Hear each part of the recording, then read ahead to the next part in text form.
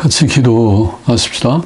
하나님 아버지 감사합니다. 부족하고 무익한 종에게 이제도 성령님의 기름쳐 주심을 주시며 성령님의 도우심을 힘입어 또 전도의 말씀을 몇 마디 전하며 나누게 하여 주심으로써 하나님의 뜻을 받들며 이루며 하나님의 택한 백성들이 또 회개하고 주께로 돌아오는데 다 사용되는 작은 도구가 되게 하여 주시기를 원하옵고 감사하며 예수님의 이름으로 기도하옵나이다. 아멘. 아멘. 성경 몇 곳 보십시다. 로마서 1장 18절과 3장 21절 22절을 보겠습니다. 로마서 1장 18절 하나님의 진노가 불의로 진리를 막는 사람들의 모든 경건치 않음과 불의에 대하여 하늘로 조차 나타나나니. 또 3장에 넘어가서 21절 22절 이제는 율법 외에 하나님의 한 의가 나타났으니 율법과 선지자들에게 증거를 받은 것이라. 곧 예수 그리스도를 믿음으로 말미암아 모든 믿는 자에게 미치는 하나님의 의인이 차별이 없느니라. 아멘. 끝까지 보십시다. 자, 오늘 본문의 말씀은 구원의 필요성과 구원의 방법을 밝히 증거하는 귀한 말씀입니다. 로마서는 구원의 복음을 증거하는 책입니다. 모든 성경이 핵심은 구원이고 또 예수 그리스도를 통해서 예수 그리스도를 믿음으로 구원 얻는다는 것을 전하는 것이 첫째 중요한 목적이고 요지이지만은 특별히 성경 가운데 로마서라고 하는 성경은 갈라디아서와 더불어 구원의 복음을 증거하고 혹은 변증하는 그런 책입니다. 갈라디아서는 특별히 변증의 책이고 로마서는 구원의 복음을 해설하는 책이라고 말할 수 있습니다. 로마서 1장에 1, 2장에서 구원의 필요성을 증거하고 3장에 특별히 구원의 방법을 밝히 증거하는데 그 가운데 중요한 요절과 같은 몇 구절을 읽은 것입니다. 먼저 구원의 필요성 로마서 1장 18절을 보면은 하나님의 진노가 불의로 진리를 막는 사람들의 모든 경건치 않음과 불의에 대하여 하늘로조차 나타난다고 말씀했습니다. 하나님의 진노가 나타난다. 하나님의 진노가 나타나되 불의로 진리를 막는 사람들의 모든 경건치 않음과 불의에 대하여, 그러니까 불경건치 않음은 불경건이죠. 불경건과 불의에 대하여 하늘로조차 나타난다. 그러면 사람들의 죄와 하나님의 진노, 그것이 구원의 필요성이라는 말씀입니다. 그것을 1, 2장에 걸쳐서 지금 증거하고 있다고 말할 수 있습니다. 사람들의 죄와 하나님의 진노, 사람들의 죄를 여기에 불경건과 불의라고 그렇게 표현했습니다. 사람들의 죄는 무엇보다 불경건입니다. 불경건은 하나님 없는 삶을 말하는 것입니다. 하나님이 안 계시다, 무신론이라고 우리가 말하는 무신론이 불경건의 가장 큰 내용이고, 무신론 그리고 우상숭배, 하나님의 안 계시다 그러면서 하나님 대신에 하나님처럼 의지하고 높이고 섬기는, 하나님 대신에 섬기는 것, 혹은 하나님처럼 거기에 가치를 두고 사는 것, 그것이 다 사실은 우상 숭배에 들어갈 수 있습니다. 옛날 사람들은 해와 달과 별들을 숭배했습니다. 성경에도 예레미야서 같은 데 보면 1월 성신을 섬기는 것에 대해서 있고, 또 그것이 바알과 아스타롯 이렇게 표현하기도 해서 해와 달을 상징하기도 했습니다. 해와 달을 신으로 섬기는, 또 인도 같은 데는 브라만 종교의 핵심 교리인 암소가 온 우주의 근원이라고 생각하기도 하고, 또 우리나라의 샤머니즘 가운데 옛날 사람들은 큰 고목, 큰 오래된 나무를 섬기며 거기에 기도하고 복을 빌기도 합니다. 또 신상을 만들어서 섬기는 그런 종교의 행위들이 많이 각 나라 각처에 있었습니다. 조각상, 신상, 또 신상 비슷한 것이 우리나라에 여전히 우리나라의 토속 종교들 가운데도 있고 기독교와 흡사한 교회 속에도 그런 조각상을 만들고 거의 신성시하는 일들이 없지 않습니다. 현대인은 그러한 옛사람들의 신상 같은 것을 만들지 않아 보이기는 하지만은 그러나 여전히 제사, 차례, 조상 숭배의 그런 행위들이 없지 않고 또 과학 문명이 발달한 오늘날에는 인간을 높이는 인간 만세, 인간 찬양, 인간을 신을 대처하는 신은 필요 없다. 인간 만세를 부르는 그것이 휴머니즘이라고 표현할 수도 있을 것입니다. 휴머니즘은 결국은 인간 제일주의가 아닙니까? 인본주의, 인간이 모든 것에 만물의 척도라고 하는 생각을 표현하는 것이 아닌가 싶습니다. 여하튼 휴머니즘, 인간이 전부라, 인간이 최고다, 다른 것은 없다고 생각하는, 그리고 오늘 과학 문명 아래서는 과학이 최고라고 하는, 모든 것을 과학에 빗대어서 해결할 수 있다고 생각하는 또 그런 또 과학의 문명이 몹시 발달한 것은 사실이지만은 과학이 모든 문제 해결이 되지 못하는 것도 자명한 일인데도 그래도 과학을 하나님을 대체하는 것으로 또 혹은 돈이면 모든 것이 된다고 하는 돈, 황금 만능주의라고 할지 돈이 모든 것의 가치라고 생각하는 그리고 육신의 쾌락을 추구하는 쾌락주의 그것이 여전히 하나님을 대처하고 있는 현대인들의 우상과 같으다 그렇게 말할 수 있습니다. 과학이나 돈이나 육신의 쾌락이나 자 이런 것들이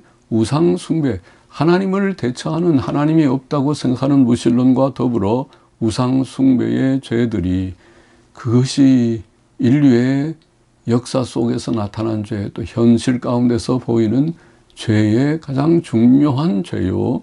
그리고 거기에서 파생되는 하나님이 없기 때문에 하나님을 두려워하지 않기 때문에 하나님을 무시하기 때문에 곧 하나님의 계명을 십계명을 무시하기 때문에 생기는 모든 종류의 불의, 부도덕한 일들 그 대표적인 죄는 부도덕의 죄는 음란에서부터 시작해서 모든 부부의 관계를 깨트리는 각종 음란의 행위들 그리고 오늘 성경 로마서 1장에 나와 있는 죄의 목록을 보면은 1장 26절 27절에 동성애에 대한 죄가 분명합니다. 또 성경은 분명히 동성애를 죄라고 말하고 있습니다. 동성애 그리고 탐욕들 모든 욕심에서부터 이런 육신의 욕심에서부터 이런 부부의 관계를 벗어나는 죄들이 파생되는 것이죠. 그리고 시기, 살인, 분쟁, 비방 이런 것들이 남을 죽이는 십계명의 제6계명에 해당하는 살인하지 말라는 것에 다 포함시킬 수 있는 시기, 분쟁, 비방 그리고 마침내 살인하는 그리고 속이는 서로 속이며 속는 거짓말이 가득한 가짜가 판을 치는 그런 세상이 되었고 부모 거역, 부모를 공경하라, 윗사람들을 존중하고 그렇게 복종하는 할 자를 복종해야 되는 것이 아니고 거역하는 부모 거역에서부터 시작해서 모든 사회 전반에서 이런 저항하는 거역하는 그런 풍조가 많습니다. 그리고 무자비 오늘 성경에 1장에 다 나와 있는 표현들인데 불의의 내용들을 여기 열거하면서 무자비 사람의 가장 기본적인 덕성의 하나가 긍휼지심인데 자비 이것은 우리 유교에서 말하는 맹자가 말하는 인간의 가장 기본적인 그런 특성의 하나가 긍휼지심이다. 불쌍히 남을 불쌍히 여기는 마음이다. 과히 틀린 말은 아닌데, 그러나 이 자비심을 저버리는 무자비한 행위들, 남을 미워하고 죽이고 여기에서 크게 파생되는 것이 오늘날 보는 전쟁이고, 또 결국 대량 살상 무기를 개발하고 마침내 온 세계가 핵전쟁의 공포 속에서 두려워 떠는 현실이 된 이것이 현대인의 그런 죄악의 극치라고 할 수 있겠죠. 그래서 이런 죄악들, 이것이 다 불의에 속하는 것입니다. 불경건과 불의의 죄들 때문에, 사람들의 이 죄들 때문에 하나님의 진노가 임한다. 하나님께서는 본래 사람을 그렇게 만든 것이 아니다. 하나님 경외하고 계명을 지키는 의와 선을 행하는 자들로, 사랑의 그런 존재로 만들었지만은 사람이 심히 타락하고 변질되어서 이제 불경건과 불의에 죄악된 그런 세상으로, 강포가 가득한 세상으로, 무자비한 세상으로 변질되어 있는 현실입니다. 거기에 하나님의 진노가 임할 것이다. 하나님의 진노가 불의로 진리를 막는 사람들의 모든 경건치 않음과 불의에 대하여 하늘로조차 나타나나니, 이것은 하나님의 공의의 심판을 말하고 공의의 심판의 날이 있다. 당후에서도 하나님께서 때때로 징벌하시는 천벌이 있지만은, 그러나 최종적으로 하나님께서는 공의의 심판의 날을 정하셨다. 2장의 내용이 그것이죠. 하나님께서 각 사람이 그 행한 대로 보응하시되 참고 선을 행하여 영광과 존귀와 썩지 아니함을 구하는 자에게는 영생으로 하시고, 오직 당을 지어 진리를 쫓지 아니하고 불의를 좇는 자에게는 의와 노와 분으로 하시리라. 곧 내 복음에 이른 바와 같이 하나님이 예수 그리스도로 말미암아 사람들의 은밀한 것을 심판하시는 그날이라. 공의의 심판의 날이 있다는 것이 성경의 진리입니다. 거기에 구원의 필요성이 있습니다. 구원을 얻어야 된다. 구원받아야 된다. 구원을 얻지 못하면 사람들은 하나님의 이 진노, 마지막 공의의 심판을 피할 수 없다. 공의의 심판의 그런 가장 중요한 두려운 내용은 지옥 형벌이라고 성경은 말하는데, 마가복음 9장에 예수님 자신, 하나님의 아들 예수님 자신께서 자세하게 증거하신 바 지옥, 영원히 불붙는 지옥의 형벌을 피할 수 없다. 거기에 구원의 필요성이 있습니다. 모든 죄인들은, 모든 사람들은 다 죄인이며 모든 사람들은 구원을 얻어야 된다. 두 번째로 구원의 방법은 로마서 3장으로 넘어가서 3장 21절 22절에 다시 보면, 이제는 율법 외에 하나님의 한 의가 나타났으니 율법과 선지자들에게 증거를 받은 것이라. 곧 예수 그리스도를 믿음으로 말미암아 모든 믿는 자에게 미치는 하나님의 의인이 차별이 없느니라. 여기 21절에 율법 외에 하나님의 한 의가 나타났다. 율법 외에라는 원어의 뜻은 율법과 별개로 이런 뜻입니다. 율법에 의하면은 하나님의 모든 법을, 계명을 지키는 것이 완전한 순종이 의가 됩니다.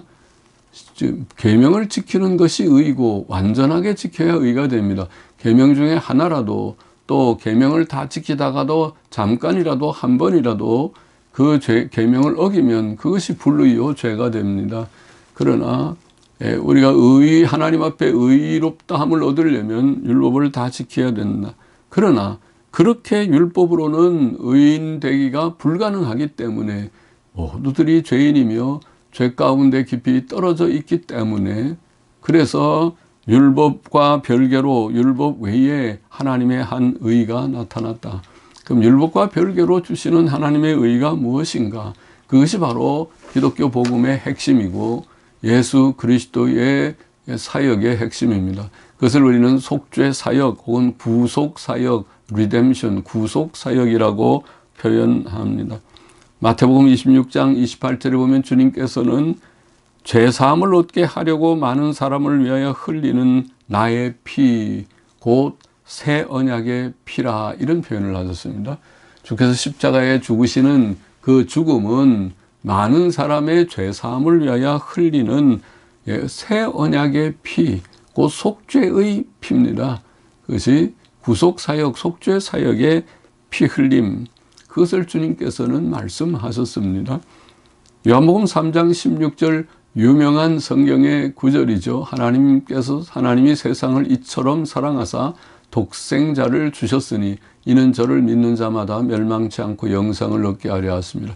이 세상이 멸망하는 세상이었지만은 그러나 하나님께서 세상을 사랑하셔서 주신 독생자 예수 그리스도로 말미암아 그의 속죄사역 구속사역으로 말미암아 사람들이 그를 믿음으로 멸망치 않고 구원을 얻게 된다. 영생을 얻게 된다.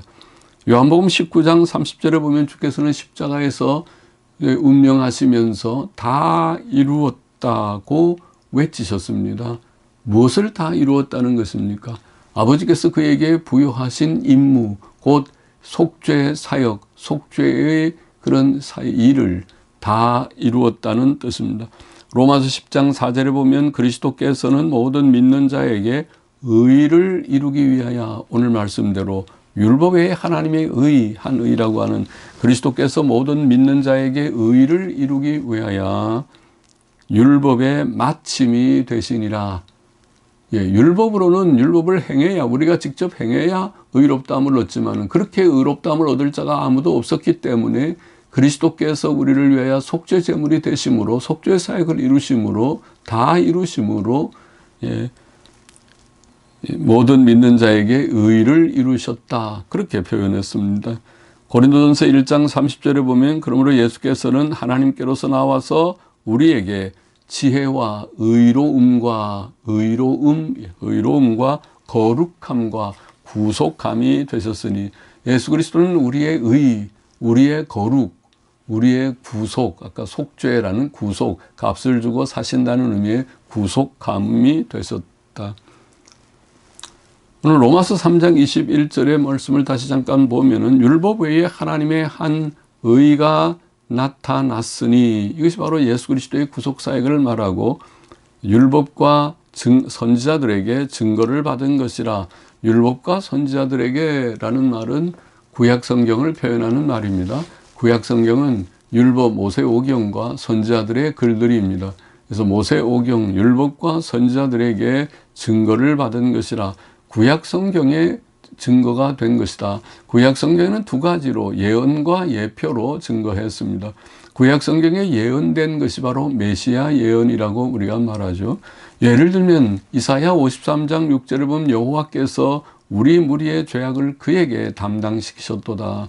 메시아 예언을 하면서 메시아께서 우리 죄를 위하여 찔리시고 상하셨으며 여호와께서는 우리 무리의 죄악을 그에게 담당시켰도다. 우리가 죽어야 될 죽음을 그가 대신 담당하여 죽으셨다. 우리가 받아야 할 죄의 형벌을 그가 받으셨다. 그것이 속죄의 개념입니다.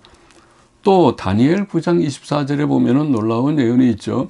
내 백성과 거룩한 성을 위하여 70일에로 기한을 정하였나니 71회, 1회는 7일을 말하는데 71회 하면 77이 49, 491일 혹은 490년 개념으로 예언되어 있는 72일에라는 이 표현은 기한을 정하였나니 허물이 마치며 죄가 끝나며 죄악이 영속되며 영원히 속죄된 속량된다는 죄악이 영속되며 영원한 의가 드러나며 놀라운 말이죠. 메시아를 통해서 이루어지는 속죄 사역을 예언한 그런 말씀이죠.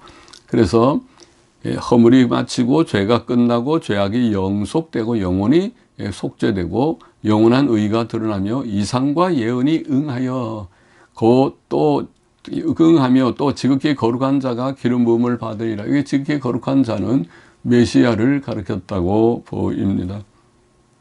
자, 구약 성경에 이처럼 예언된 말씀이 여러 구절에 나타나고 또 구약 성경에는 이런 예언뿐 아니라 예표된 것들이 너무 많습니다. 예표라는 말은 미리 상징적으로 보인 그런 것들을 예표라고 하는데 상징이죠. 예를 들면 제사제도 아주 일찍부터 아벨이 어린 양을 잡아서 제사를 드린 때로부터 노아가 방주에서 나와서 제사를 드린 때로부터 제사제도라고 하는 것이 바로 짐승의 피를 흘리는 이것은, 짐승이 무슨 우리에게 죄 해결이 되겠습니까?